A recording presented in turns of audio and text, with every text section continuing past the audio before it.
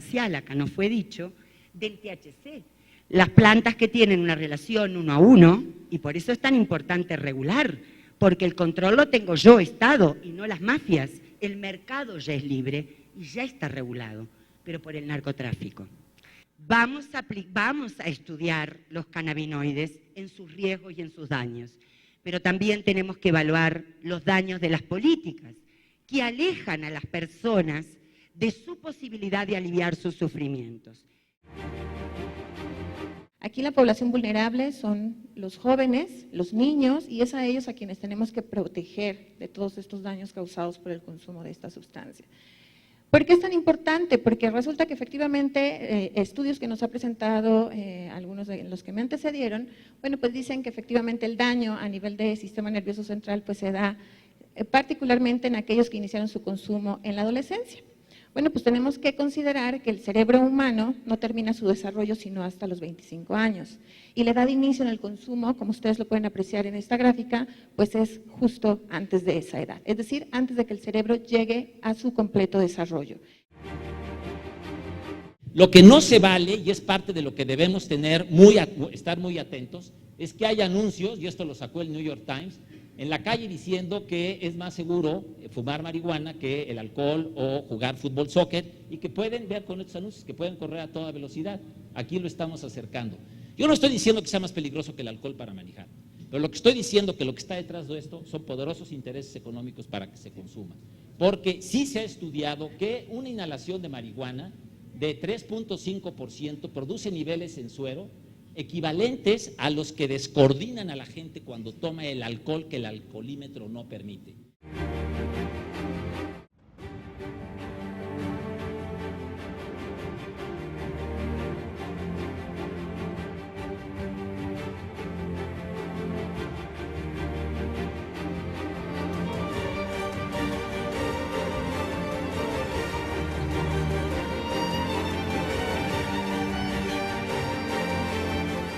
Esta causística que muestran de más de mil personas a las cuales se les aplicó dos test de coeficiente intelectual cuando tenían entre 7 y 12 años, y luego lo siguieron hasta que tenían 38 años, ¿verdad? Es el único estudio que yo conozco que a los mismos sujetos le aplicaron las mismas pruebas antes, por decirlo así, y después de que se volvieran consumidores de drogas, y mostraron que aquellos que la primera vez que les aplicaron, la primera vez después de que ya empezaron a utilizar ciertas drogas que incluían la marihuana, lo que observaron que la primera vez que le hicieron el diagnóstico de que fumaban marihuana, su coeficiente intelectual había disminuido, ¿verdad? Cuando le hicieron el segundo diagnóstico, es decir, algunos años después, su coeficiente intelectual había disminuido más.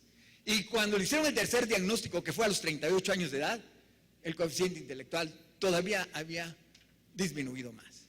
Y parece ser que es un efecto permanente, que no es reversible, ¿verdad? Entonces, bueno, lo que resulta muy interesante, o por lo menos para mí es bastante interesante, es de que todos aquellos que fueron usuarios antes de los 18 años son aquellos que se mostraron dañados en su coeficiente intelectual. Aquellos que empezaron a fumarla después de los 18 años, ¿verdad?, no parece tener ningún problema. Se habla mucho del daño psicológico que puede producir el consumo de cannabis. Yo me pregunto cuál es el beneficio psicológico de meter a un adolescente que consume cannabis oyendo a Pink Floyd al meterlo a la cárcel. ¿Qué beneficio psicológico le puede producir esto? No es lo mismo el consumidor ocasional, el consumidor habitual, el consumidor excesivo que el adicto a la marihuana. En realidad, los consumidores ocasionales y aún los consumidores habituales moderados no presentan mayor problemática en la neurotoxicidad. Sin embargo, los consumidores excesivos y desde luego los adictos a la cannabis sí van presentando estas complicaciones. ¿Qué es una fuente de información y cómo jerarquizamos a estas fuentes y al data que nos arrojan? La verdad es que mi visión de rayos X ya no es lo mismo que era hace unos años, pero yo sí puedo saber lo que iban a decir las personas que iban aquí a defender el prohibicionismo. Para mí es muy obvio. Entonces, tengo unas respuestas por lo que se ha dicho aquí con anterioridad. Y bueno, tenemos que ver que la información que obtenemos tiene que venir de revistas que tienen un comité de evaluación, que tienen un comité editorial, y esas son las que están indexadas en la Librería Nacional de Medicina, en LILACS, y lamentablemente las revistas como Psiquis o Salud Mental o muchas otras revistas mexicanas no tienen estas características, o la revista Kena, por ejemplo.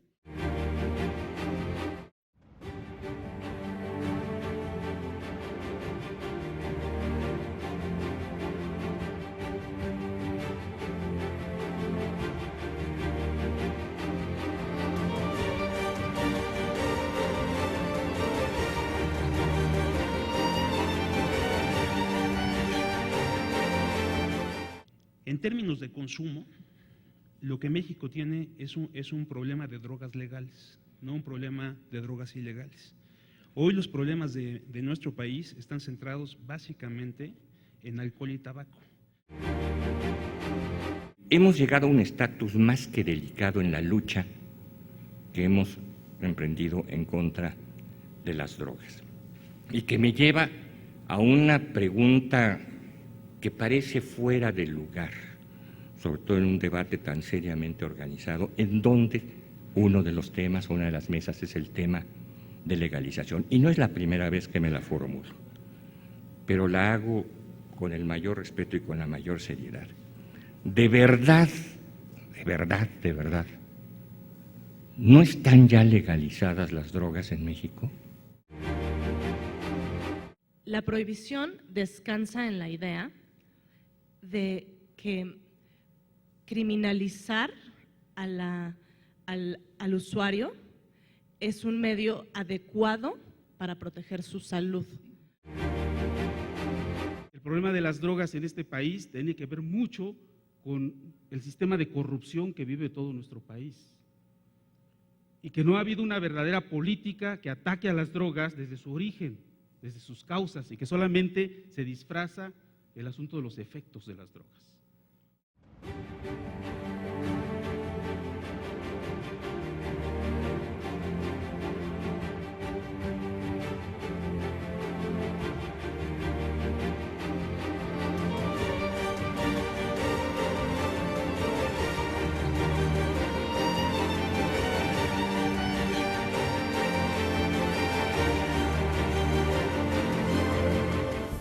No quedan dudas de que cuando se respetan de verdad los principios de la prevención que han sido ya bien establecidos y además se destinan fondos suficientes para las acciones necesarias, se alcanzan éxitos muy estimulantes.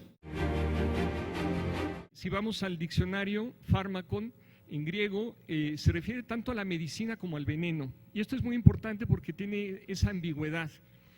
Ya el doctor Tapia lo decía, ninguna sustancia es inocua, incluso el oxígeno, el agua, pueden tener efectos nocivos sobre nuestra salud.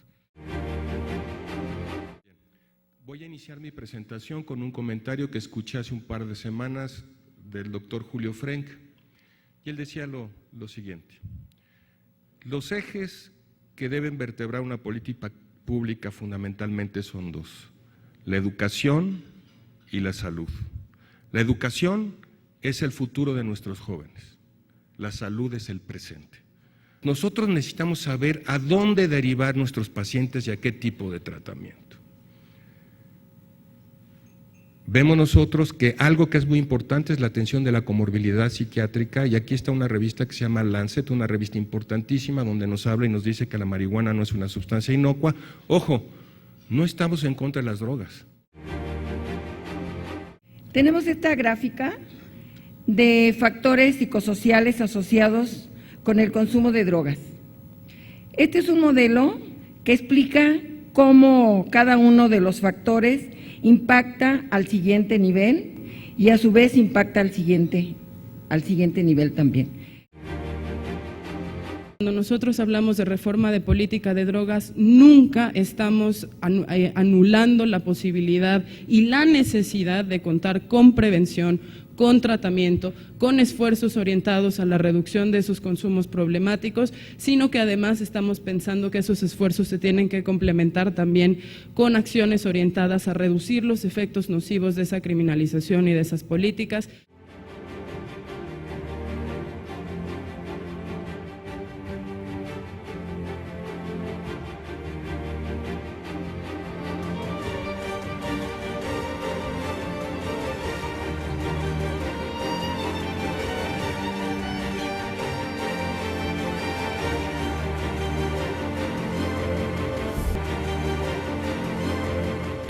Y probablemente del país.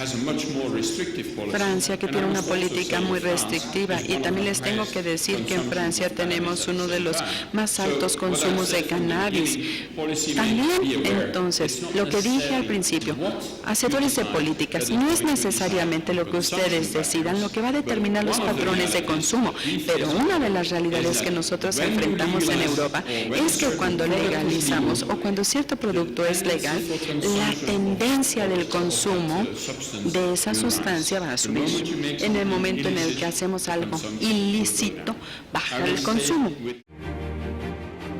México ha padecido las consecuencias negativas de la guerra a las drogas, altos índices de violencia, corrupción, debilitamiento institucional, aumento del poder de la delincuencia organizada. Los mexicanos hemos pagado la violencia del narcotráfico con sangre, con la orfandad de miles de niños, el dolor de muchas familias, así como el exilio de las personas que han tenido que abandonar sus lugares donde viven para ir en busca de un refugio. Creo que debemos de hacer una política, no para los adictos, tenemos que hacer una política de drogas para todos, porque no todos los consumidores son adictos. Por supuesto, estamos también impulsando la investigación con rigor científico de los usos terapéuticos de la marihuana. Sin embargo, hasta ahorita no hay realmente un estudio científico terminal donde ya se pudiera estar teniendo claramente ese uso terapéutico sea totalmente benéfico. Hay algunas precisiones que hay que hacer. Primero, les invitaré a hacer un ejemplo. Vamos a suponer por un segundo que este gran país, México, el que tanto queremos, es una gran compañía. Y en esta gran compañía existimos muchos accionistas. Toda la población de este país vamos a ser accionistas de esta gran compañía que se llama México.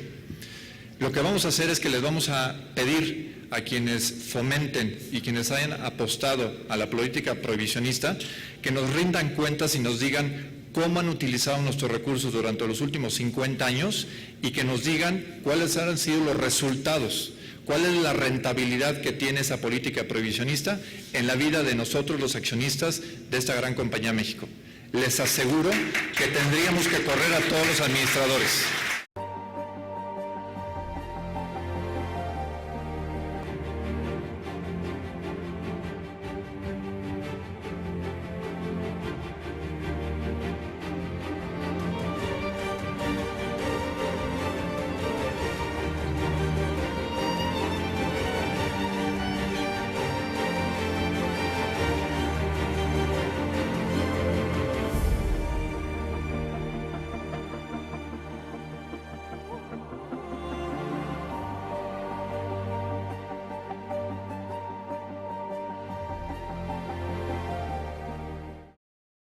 ¿Por qué legalizar?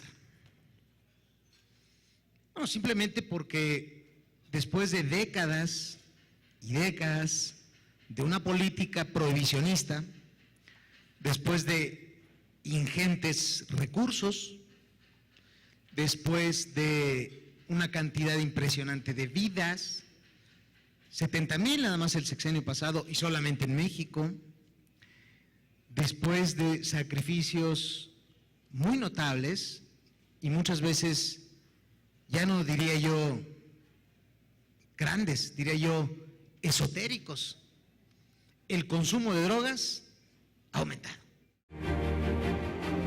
La combinación del modelo adversario en Estados Unidos aunado al prohibicionismo es una mezcla explosiva. Hay que tener cuidado en cómo lo implementamos nosotros aquí, ahora que se está importando en México. Y lo mismo diría de las cortes de drogas, que se ven como un modelo muy prometedor, nuevo, humanizante de alguna manera. Hoy el debate continúa en un escenario local muy complicado, con organizaciones de traficantes extremadamente violentas y que no trafican solo marihuana. Y la legalización de la marihuana en 2 estados del principal consumidor de drogas ilegales en el mundo y en un estado nacional. Por primera vez en muchos años se empieza a ver un proceso de resquebrajamiento progresivo de algunos aspectos del régimen prohibicionista internacional y que ustedes han sido testigos de ello en estas charlas. El hecho de que alguien prenda un cigarro de marihuana o consuma otro tipo de drogas no necesariamente quiere decir que va a ser un delincuente, que va a ser una persona del mal, que se ha desviado del camino. Y yo me pregunto por qué demonios en este momento histórico del mundo seguimos haciéndole caso a los gringos. Ya ni siquiera son la economía tan poderosa, ¿eh? Y a mí me da un poco de pena porque se supone que somos México, se supondría que deberíamos de ser un ejemplo para Latinoamérica, para Sudamérica, se supone que somos el hermano mayor. Y Uruguay ya legalizó y ya regularizó la marihuana. ¡Uruguay! ¡Wow! Uruguay está más avanzado que nosotros en ese tema. ¿Por qué? Porque tenemos muchos tabúes, porque tenemos telarañas en la cabeza, porque no nos atrevemos a debatirlo, en fin. Sí, los ciudadanos y sus familias son lo más importante. Lo más importante es la tranquilidad. La tranquilidad, el poder vivir en paz, el poder circular por las carreteras sin que uno sea atacado por bandas criminales, sin que sea extorsionado por las policías. Esto en el tema que nos ocupa va a ser fundamental porque una de las aristas del tema de la criminalidad, ya me detendré en ella, una es el tema de las drogas, el tema de las drogas como negocio. ¿Por qué? Porque con ello, ustedes lo saben, los grupos criminales obtienen recursos muy grandes, quizá no tan grandes como piensa la imaginación o como dicen algunos propagandistas, como apuntaba el doctor Astorga, pero sí es un gran negocio. Evidenciamos que las políticas actuales generan consecuencias funestas en un amplio catálogo de derechos humanos, por ejemplo, en el derecho a la vida, por lo ya mencionado, las ejecuciones extrajudiciales cometidos por agentes del Estado y obviamente por la violencia generada y los crímenes cometidos por los miembros de los grupos armados organizados. Esta violencia es constante, ha incrementado en algunos países como México, Honduras, Perú y Argentina. Obviamente Colombia lleva ya muchos años en este contexto y la reacción de los gobiernos a combatir los mercados ilícitos no ha sido proporcional y al basarse en el uso de la fuerza ha afectado indiscriminadamente a la población civil. ¿De qué tamaño es el problema del consumo de las sustancias psicoactivas en el Distrito Federal? Un poco más de 2 millones abusan del alcohol, un poco menos de 2 millones fuman tabaco y un poco más de medio millón usan otras drogas. Entonces ahí vemos la dimensión diferente entre el consumo de las drogas legales y las ilícitas. ¿Y cómo está el Distrito Federal en relación con el resto de la República?